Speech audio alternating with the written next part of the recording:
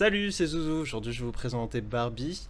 Vous avez en fond la vidéo de 60 secondes que vous pourrez travailler sur mon Insta et mon YouTube là, à côté de cette vidéo-là. Et sinon, aujourd'hui, on va faire ça un petit peu en live, en plus tranquille, plus posé pépouze. Et si vous avez des questions, si vous voulez participer à ce genre de truc, n'hésitez pas à venir me voir sur Twitch, c'est là où je fais ça. Alors, on va parler du scénario de l'histoire, de la réalisation de la photo, des personnages et des performances, des thèmes et des messages, du rythme, et enfin, on va conclure. On va rajouter un petit bonus à la fin entre émotion et divertissement, un peu l'un des débats dans lesquels je- j'utilise assez souvent dans ce genre de cas, dans ce genre d'œuvre. Et voilà, allez, c'est parti. Le scénario et l'histoire. Le scénario est étrange et parfois trop exagéré, avec bon nombre de facilités d'écriture et un univers réel un peu trop décalé de la vraie réalité pour renforcer l'humour. Alors, quand je dis ça dans ma vidéo, je peux pas dire qu'ils auraient pu faire beaucoup mieux. Au même titre que Mario, que j'ai déjà analysé, c'est une bonne excuse pour faire un film à succès et qui fait beaucoup de chiffres. Mais du coup, on peut difficilement s'attendre à un bon scénario de la part d'un univers qui sert habituellement aux petites filles, et excusez-moi du sexisme, mais c'est bien la base du jouet, c'est pas moi qui l'ai créé, à jouer, à imaginer des histoires de filles, entre guillemets. Hein. Bref, tirer ça pour le transformer en super féministe et en crachant sur Mattel qui n'est qu'un ramassis d'hommes, mais en l'exagérant suffisamment, énormément, pour qu'on ne l'associe pas au vrai Mattel ou qu'on ne réalise pas qu'on donne du bif à cette boîte rien qu'en allant voir ce film. Euh, c'est un peu twisted, hein, je le conçois, hein, et même la réflexion va un peu loin, mais la réalité des faits est là. On va voir un film qui est produit par Mattel, qui décrit Mattel, enfin, qui décrit Mattel comme une entreprise pro-machiste, patriarcale, qui promeut une poupée et qui veulent que cette poupée ne sorte pas de son univers pour pas tout péter. Enfin, bon. Déjà, toute cette méthodologie, elle est assez étrange parce que, au contraire de Lego, je vais pas mal le comparer à Lego parce que c'est. Bah déjà il y a Will Ferrell dedans aussi et que le rôle n'est pas du tout le même et que bon Barbie ne peut pas faire ce que Lego a fait puis c'est bon ils l'ont déjà fait, ce serait un peu très clairement du plagiat. Et bah, l'idée était bonne. Ils auraient peut-être dû essayer de faire quelque chose de similaire à ça. Ce qu'ils ont fait ici, en termes d'écriture, ça, c'est assez pauvre. C'est assez téléphoné également. En plus, apparemment, ils avaient une autre idée avant et ils ont changé en cours de route. À savoir que ce projet il a plus de 10 ans en soi, hein, le projet de Barbie. Avec Greta Gerwig, il a démarré qu'à peu près en 2019, fin 2019, début 2020, avec Greta Gerwig, j'entends. Et ainsi de suite, hein, Margot Robbie, etc., etc. D'ailleurs, il me semble que Margot Robbie est arrivée sur le projet avant Greta Gerwig, ouais, c'est ça. Et, euh, et là, du coup, ils avaient déjà d'autres idées avant, mais ça n'a jamais pu se faire. Problème de production, etc. Et là, ils peuvent mettre en place les choses. Au niveau de l'écriture, ça matche pas. Ils font une autre écriture. Et celle-ci, ok, elle fonctionne. Euh, mais c'est pas suffisant. Je sais quelque chose où je vais venir plus tard, mais pour moi, c'est pas suffisant qu'une écriture fonctionne pour pouvoir dire que le film est bien. Ensuite, passons à la réalisation et à la photographie. Une réalisation classique qui suit les bases, pas de surprise de ce côté. D'un autre côté, la photographie propose parfois des décors et des colorimétries très agréables à l'œil nu. Le tout est accompagné d'une BO qui correspond parfaitement à l'univers pop représenté. Ok, alors quand je dis ça, j'ai simplifié, je me suis perdu. J'ai simplifié car parfois elle tente des choses en réel et parfois elle fait exactement ce qui est mauvais en termes de réel. Enfin, en soi, d'un côté, il y a parfois des plans assez longs qui permettent au décor et à la mise en scène d'être contemplés. D'un autre côté, parfois on a des classiques de réalisation fainéante à faire 60 cuts pour 30 secondes de film pour dynamiser ou rendre comique un événement. Enfin, forcer l'humour même. Alors, bien sûr, la photographie que je pointe, c'est celle du monde de Barbie. Car sinon, dans le monde réel, c'est affreusement vide. Il n'y a rien du tout. C'est très plat, très monotone. Et je sais pas si c'est volontaire, mais même si c'était volontaire, ça n'a pas de sens comparé au comportement des personnages qui sont exagérés eux aussi dans le monde réel. Donc il faudrait que le monde réel soit lui aussi un peu exagéré. C'est pas le cas. Il y a que les personnes qui, elles, sont exagérées dans leur façon de se comporter, de discuter, de parler, et ce qui est une facilité d'écriture.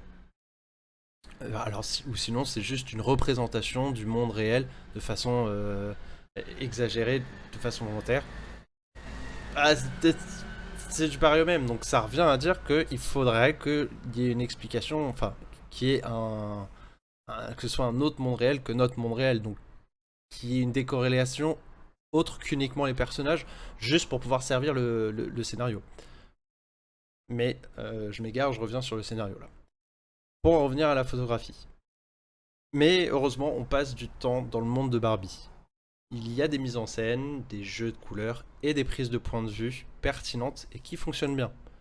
La BO, c'est de la musique populaire pour la plupart, mais il y a une touche globale, Barbie, Rose, etc., qui sont en parfaite adéquation avec le sujet abordé, donc rien à dire là-dessus. Pour ce qui est des personnages et des performances, alors je dis, les personnages correspondent bien à l'imaginaire des poupées, Margot Robbie remplit excellemment bien le rôle, psychologiquement également. Alors, le reste paraît complètement figuratif comparé à elle. Même Ryan Gosling, qui me dérange beaucoup moins que Lazaretto, hein, doit répondre à un rôle particulièrement difficile. Et même s'il le remplit bien, le personnage est mal écrit et du coup sa cohérence est impactée. C'est dur d'y croire et de s'accrocher parfois. Après ça, c'est plus comme je l'ai vécu, beaucoup de gens l'ont adoré, l'ont super apprécié dans ce rôle, ils trouvent qu'il joue excellemment bien. Ce n'est que mon analyse, là pour le coup, c'est pas quelque chose de très objectif.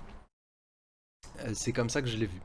Surtout quand, comme moi, on cherche une cohérence et une compréhension de ce que je regarde et pas juste à rigoler comme un attardé devant un mec encore plus idiot que moi.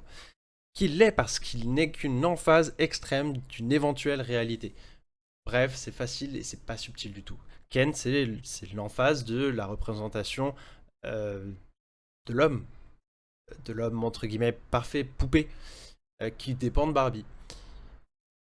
Là, ça fonctionne. Dans cette idée-là, ça fonctionne. Par contre, le fait que Ken soit un espèce de semi-stalker, un compulsif obsessionnel qui n'a rien en commun avec tous les autres Ken, qui lui n'est pas juste stéréotypé, mais il est également, en fait, il est naturellement patriarcal. Et c'est exactement la construction du personnage. Le personnage, bah, il est enfermé dans cet univers féminin. Et si tu lui montres le patriarcat, il fait yes, c'est trop bien, je prends ça et je détruis tout derrière moi. Ce qui n'a pas, ce qui a un sens par rapport au scénario comme ils sont écrits et dans le comportement homme-femme. Et ça, j'en viendrai dans le thème et dans les messages.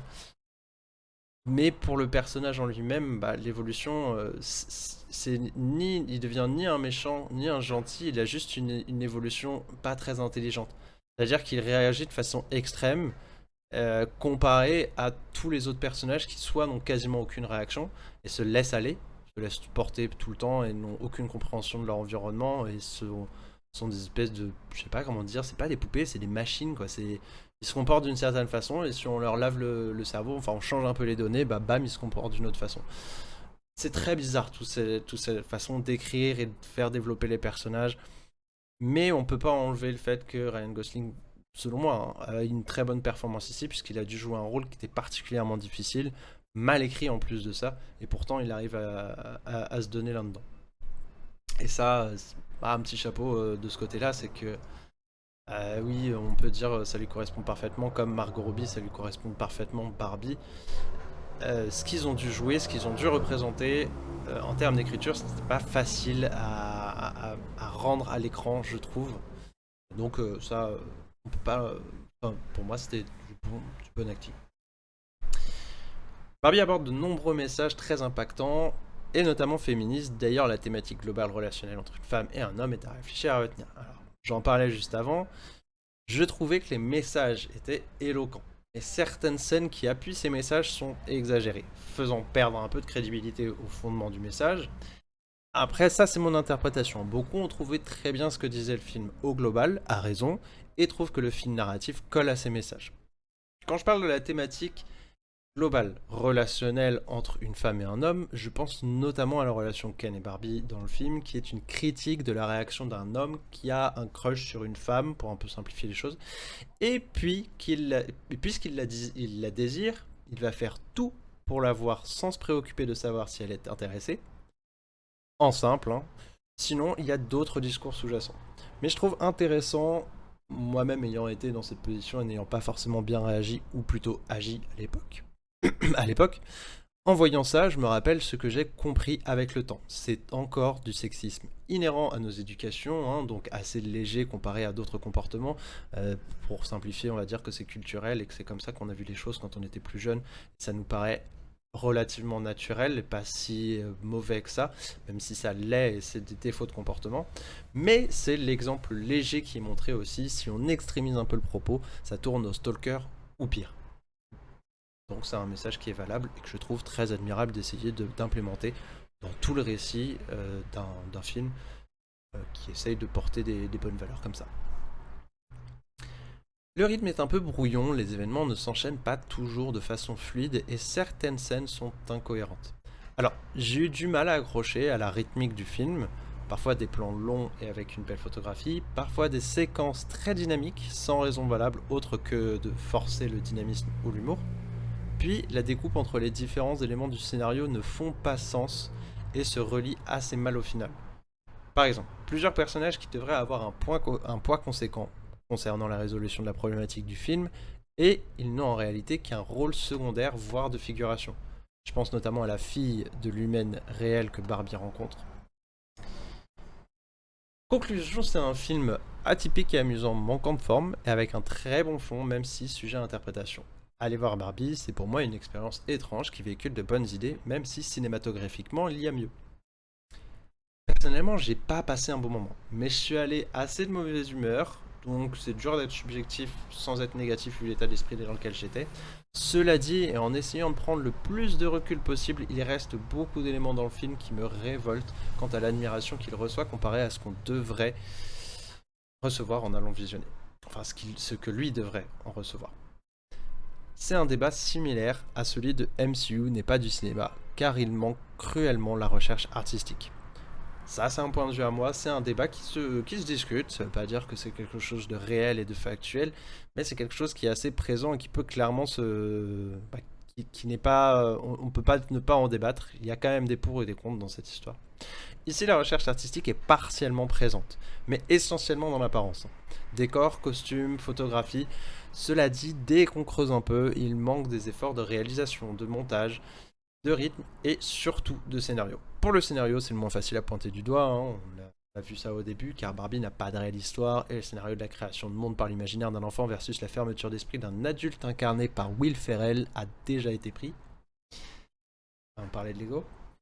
Ça n'empêche pas de dire que c'est un manque et une raison suffisante de dire que ce n'est pas une œuvre sensationnelle. Par contre, elle répond à ses attentes. Un film rose, amusant. Perso, j'ai pas ri une seule fois, mais c'est pas mon humour et encore une fois, j'étais pas dans les meilleures dispositions. Qui parle d'une poupée et le tout bien représenté par son univers et ses acteurs. Et en prime, des messages féministes pertinents. Bonus émotion et divertissement, on est encore sur l'art versus l'entertainment, on en a un peu parlé jusque sur cette conclusion.